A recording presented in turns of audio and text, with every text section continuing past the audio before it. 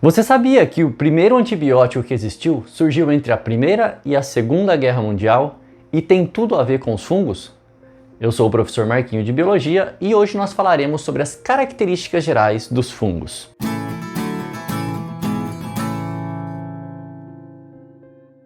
Esse primeiro antibiótico tem tudo a ver com esse cara aqui, ó, o Alexandre Fleming, que estudava bactérias e por muito tempo procurava algum bactericida.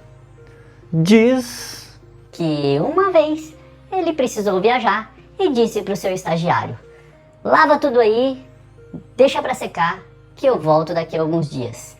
E esse estagiário não fez isso. Algumas plaquinhas cheias de bactéria ele deixou escondida.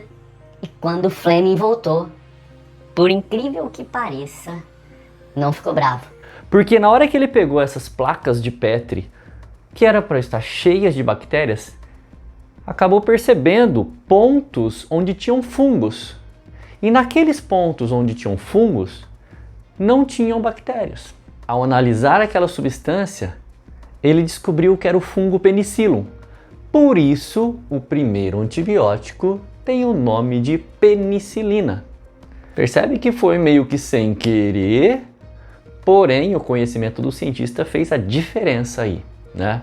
E hoje nós utilizamos vários tipos de antibiótico, não só aqueles produzidos por fungos, mas também associados à produção de bactérias e outras substâncias, ok?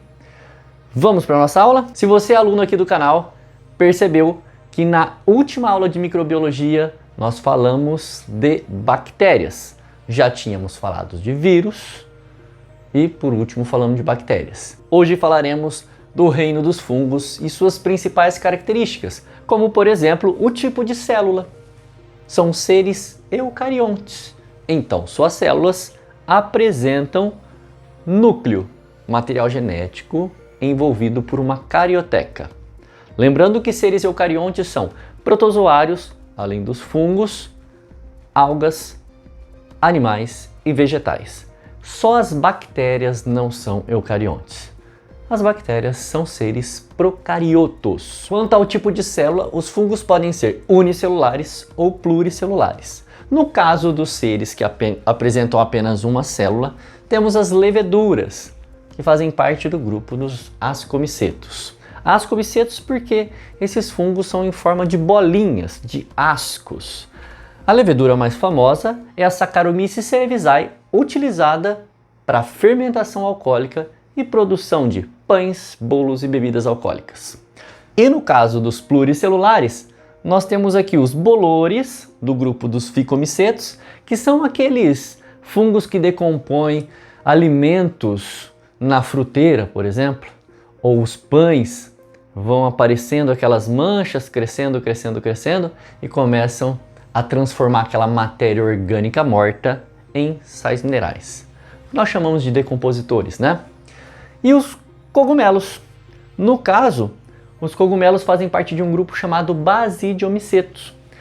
Esses cogumelos, que os nossos avós chamavam de casinha de sapo. Eu sempre pensei quando era criança, como é que um sapo consegue entrar embaixo? Será que foi por isso que eu fiz biologia? Não sei. Mas vamos lá, continuando. Observando os basidiomicetos, nós temos aqui um corpo de frutificação. Era assim que nós chamávamos. Corpo de frutificação é essa parte visível. Na verdade, é a parte aérea do fungo, porque o fungo não fica só para fora da madeira. Ele fica lá dentro também. Aliás, é principalmente essa parte interna que sustenta ele. O corpo do fungo nós chamamos de micélio. E esse micélio que fica para fora da madeira é chamado de micélio reprodutivo. O micélio que fica aqui dentro é chamado de micélio vegetativo. Do que é formado esse micélio? O fungo não tem tecidos verdadeiros. Então esse micélio nada mais é do que um conjunto de filamentos que nós chamamos de hifas. As hifas, quando apresentam células separadas, nós chamamos de hifas septadas. E quando apresentam células que não são separadas, são chamadas de hifas cenocíticas. Qual a vantagem de uma e da outra? As septadas são células individualizadas, se ajudam, claro, mas têm um maior grau de complexidade. As cenocíticas, como não apresenta septos, separações, os nutrientes passam mais rapidamente. Os fungos decompositores que possuem hifas cenocíticas crescem bem mais rápido. Continuando aqui nas nossas características, todos os fungos são heterótrofos por absorção. Nunca, de jeito nenhum, os fungos vão fazer fotossíntese. De jeito algum, eles são aclorofilados, não fazem fotossíntese, absorvem nutrientes do ambiente. Esse fungo está aqui em cima absorvendo nutrientes dessa madeira. Vai tirando ali água, sais minerais, vai tirando matéria orgânica dessa madeira e crescendo. Nesse tipo de nutrição, a digestão do fungo é extracorpórea. Então, como funciona? O fungo se instala em cima da matéria orgânica, lança suas enzimas digestórias. Essas enzimas começam a degradar o alimento. Quando o alimento está a nível de partículas, o fungo começa a absorver. Então, diferente de nós animais, ele não é um heterótrofo por ingestão, ele é um heterótrofo por absorção. As células do fungo apresentam parede celular de quitina. A gente sempre estuda quitina no grupo dos artrópodes, animais de pernas articuladas, tipo os insetos. Esse carboidrato confere para as células do fungo, aqui ó, parede celular, uma certa proteção e também impede com que ele perca muita água. Isso é interessante para um ser vivo que é vegetativo, né? Que não se movimenta. E outra coisa, a reserva dos fungos é o glicogênio, carboidrato polissacarídeo que armazena muita energia. Nós, seres humanos, também somos assim. Nós reservamos o excesso de carboidrato, primeiramente na forma de glicogênio, nos músculos e no nosso fígado. Então, se liga na semelhança entre fungos e animais, reserva de glicogênio, e entre fungos e plantas, parede celular.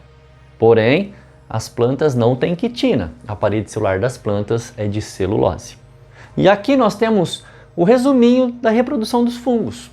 Existe a reprodução sexuada, que é feita pela união dos núcleos, que nós chamamos de cariogamia. Então, um núcleo de uma hifa se junta com outro núcleo de outra hifa. Não existe fungo macho, fungo fêmea.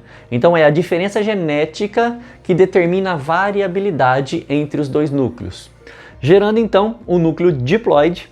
E esse núcleo diploide vai sofrer depois uma meiose, o que eu até deixei destacado aqui para vocês, ó, que é uma meiose zigótica. Depois que forma um zigoto, acontece a divisão celular, reduzindo uma célula para 4 células com metade do material genético. Existe também a reprodução assexuada, que eu gostaria de destacar aqui.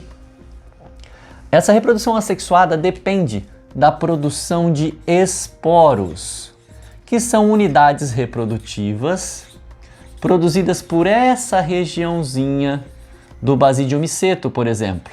Nessa região existem os esporângios, que quando estão maduros, liberam os esporos no ambiente, são espalhados pelo ar e ao se fixarem na matéria orgânica, formam novos fungos. Eles vão se ramificando, literalmente se ramificando, formando novos funguinhos bonitinhos, crescendo na natureza, decompondo a matéria orgânica morta. E a importância dos fungos? Qual a importância desses seres vivos para a natureza? Ao longo da explicação deu para vocês perceberem que os fungos podem ser utilizados por nós, seres humanos, para a fabricação de alimentos. Os fungos são decompositores, porém existem alguns fungos que causam doença, que causam parasitoses. Esses fungos parasitas causam o que nós conhecemos como micoses. E todas elas partem do mesmo princípio. O organismo entra naquele corpo ou cai em cima daquele corpo e começa a degradar aquela estrutura. Alguns meses atrás, nós vimos principalmente na Índia o fungo preto que estava atacando os pulmões das pessoas que ficavam muito tempo internadas por Covid-19. Então quer dizer que existem parasitoses fúngicas bem perigosas. Mas o que sempre o vestibular pede pra gente, o que sempre está caindo nos vestibulares, inclusive no Enem, é sobre o processo de decomposição dos fungos. Quando um fungo decompõe a matéria orgânica, ele está participando do ciclo dos elementos químicos na natureza. Isso é muito importante, porque vai devolver para o ambiente carbono, hidrogênio, oxigênio, nitrogênio, para aquele solo, para as plantas absorverem e voltarem para a cadeia alimentar. E aí, já conferiu se é inscrito?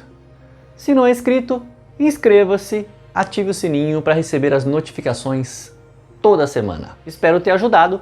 Se você ficou com alguma dúvida ou tem alguma sugestão de aula para as próximas semanas, deixe nos comentários que o professor responde. Beijos e abraços. Fui!